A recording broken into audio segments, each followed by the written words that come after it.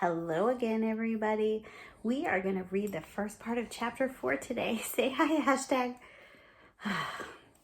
We still haven't taught her how to speak yet. So, from chapter 3, what were some things that you remember? Do you remember that all of these bad guys came to try to get Much Afraid to stop her journey? But then she called out, and who came to save her? The shepherd did. So, this chapter is called Up the Mountain of Injury. Doesn't seem like good things are going to happen to Much Afraid in this chapter. So, let's see. But there's her and her two companions. And there are the deer. Do you remember? Heart and Hind. All right, chapter 4, Up the Mountain of Injury. Finally, Much Afraid was traveling toward the high places. It was amazing how quickly she went with her strong helpers, Sorrow and Suffering. The path was quite smooth, and before long, they were near the mountains. As they got closer, Much Afraid began to worry. The mountains looked so steep. In the late afternoon, the path led them to the rocky cliffs. In every direction, the mountains were like walls that went straight up. The cliffs completely blocked their path. There was no sign of a track anywhere, and it would be impossible for them to climb. They would have to turn back. Just then, Suffering pointed to the rocky walls. The two deer were leaping up the cliff. The Heart led the way, and the Hind followed him exactly. They leaped and sprang in perfect ease up and up the rocky wall and disappeared over the top. Much Afraid began to tremble, and her knees shook. Suffering and Sorrow took her hands in theirs. "Do not be afraid. We don't have to turn around after all. The Heart and the Hind have shown us the way. We will just follow where they went." "Oh, no, no," Much Afraid cried out. "It is impossible. The deer may be able to go up there, but I certainly can't. I would be sure to fall on all those awful rocks." She began sobbing. "I can't do it. I can't. I'll never be able to get to the high places." And she crouched to the ground, completely exhausted. They heard a crunching sound and a rattling of loose stones, and then a voice close beside her. "Ha ha! My dear little cousin, we meet again at last." Much Afraid found herself looking right in the face of Craven Fear. How would you like to be looking right in that face?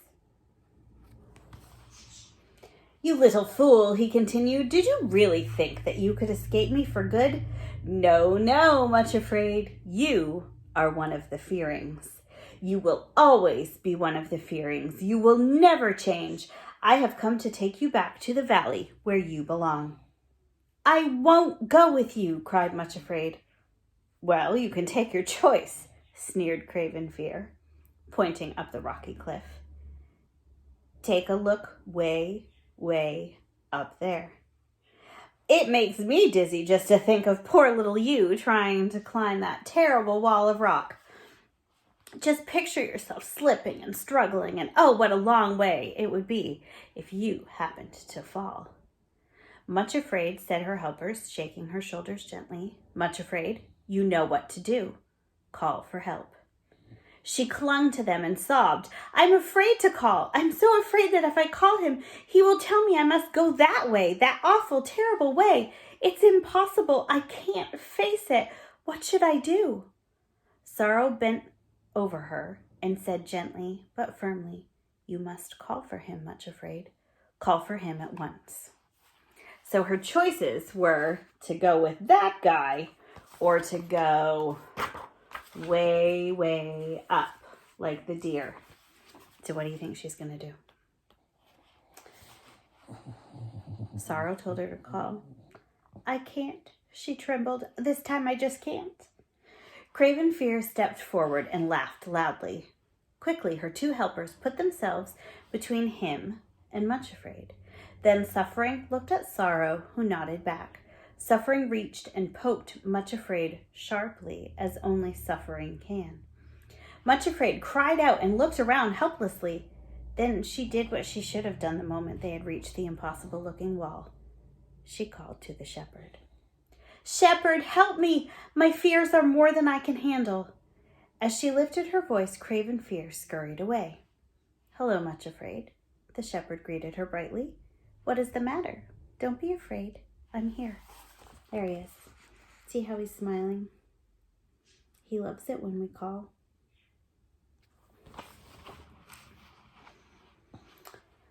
He sounded so cheerful and so full of strength that Much Afraid felt as if a stream of courage was flowing into her from his presence.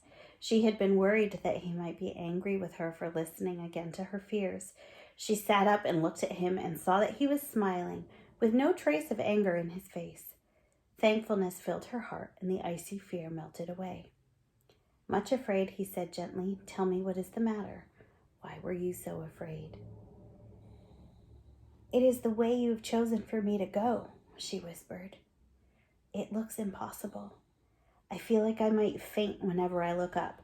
The deer can go up there, but not a limping, crippled jellyfish like me." "But Much Afraid, what promises did I make to you in the valley?" the shepherd asked with a smile. Much Afraid looked surprised, and then fear crept into her heart again. "You promised you would make my feet like Hinds' feet, and that I would run and leap on the high places," she said weakly.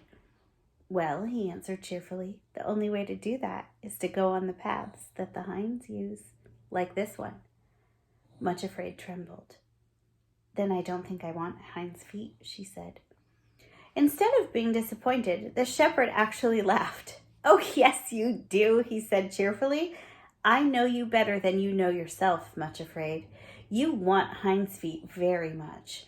In fact, that is why I brought you to this side of the mountains. Here the cliffs are very steep, and the only way up is the tracks that the deer use, so the promise I made to you will start to come true. What would I say to you the last time we met?" "You said, 'Now you will see what I will do,'" Much Afraid answered. "But I never dreamed you would do something like this. It's too... She fumbled for words, and then suddenly she burst out laughing. "Why, it just doesn't make sense. Whatever will you do next?" The shepherd laughed too. I love his smile. Look at that. He laughed too. "I love doing things that don't seem to make sense," he replied. "Why, I don't know anything more delightful than turning weakness into strength, fear into faith, and something crooked into something beautiful. The thing I would most enjoy right now is turning a jellyfish into a mountain goat. That is my special work," he added with great joy in his face, taking Much Afraid, for example, and changing her into... He broke off laughing. "Well, we shall see what she finds herself changed into." What a difference the shepherd had made. A short time ago, Much Afraid had been very full of fear and worry, and now she and the shepherd were sitting together on the rocks, laughing. "Come now, little jellyfish," said the shepherd. "Do you believe that I can change you into a mountain goat and get you to the top of this rocky cliff?" "Yes," she answered. Then she knelt and built a little altar like the one she had made before going into the desert. On it, she laid her will, her desire to do what she wanted instead of what he wanted. Fire came from somewhere, and she found among the ashes a larger and rougher stone than any of the others. She placed it carefully into the little bag and stood up. The shepherd spoke. "The cliff leads up to Mount Injury." Now, injury means being hurt or treated wrongly. On the way here, you have been learning the lesson of acceptance with joy. Now it is time to learn a new lesson. As you meet injury and overcome it, you will discover what the new lesson is. The shepherd gently put his hands on her and blessed her. Then he called her helpers and pulled out a strong rope from a crack in the rocky wall, and he carefully tied the three of them together. So here's another picture just down at the bottom. Sorrow was in front and suffering behind, with Much Afraid in the middle. So the two who were so strong and sure-footed went before and after to keep her safe. Then the shepherd gave her a small bottle. He told her that if she felt weak or faint on the way up, to drink a little from it. The label on the bottle read, Spirit of Grace and Comfort.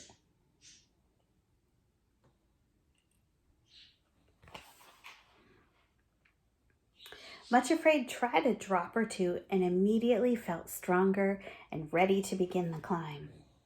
Would you like a bottle of that? A bottle of Spirit of Grace and Comfort? I sure would. By this time, it was late afternoon. The shepherd told them to begin at once. There was a cave farther up the cliff, which you can't see from here. You can rest there tonight. If you stay down here tonight, your enemies will be sure to pay you a visit. They won't follow you up the cliff, but, he added warningly, you will probably meet them again when you have reached the top. With that, he smiled brightly, and Sorrow put her foot on the narrow little track which zigzagged up the rocky wall. Much Afraid followed next, and then Suffering. They were on their way up Mount Injury. All right, so that is partway through chapter 4. So here are some things to think about from what we just read. When the shepherd came to her rescue at the foot of the mountain, why did he ask Much Afraid what was wrong? Didn't he already know? So that's a question for us. Sometimes God will say, well, what's wrong? He already knows because he knows everything, but sometimes he just wants us to hear us say it. He wants to hear us say, this is what hurts, or this is what's wrong. In the Bible, a man named David knew how to do this. He wrote many of the Psalms, and often he spoke about feeling overwhelmed. Have you ever heard Mom or Dad use that word before? He told God how he really felt, and then by the end of the Psalm, he was praising the Lord. It's the same when we pour out our hearts to the Lord. It gets things out, and we feel better. And I will see you tomorrow for the second part of chapter 4. I love you.